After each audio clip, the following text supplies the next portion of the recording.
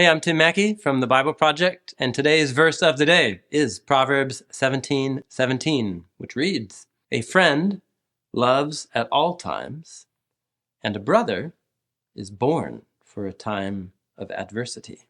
We're meditating here on the value of close, loyal friendships that are as close as a close friend, or closer than that, even of a relationship of a sibling.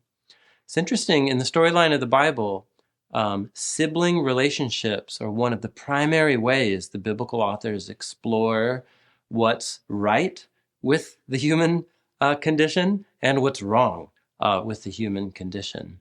Think of how many stories there are of brothers betraying brothers, or sisters betraying sisters. It begins with Cain and Abel outside the Garden of Eden. There's, of course, in Genesis, the story of Jacob and Esau, brothers who swindle each other. There's the story of Joseph and his brothers. There's the rivalry of Rachel and Leah, the wives of Jacob.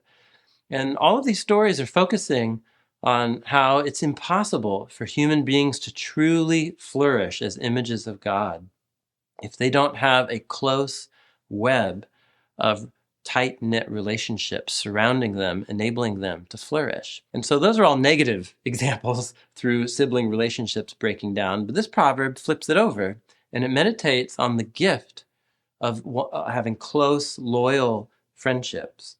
So a friend is someone who loves at all times.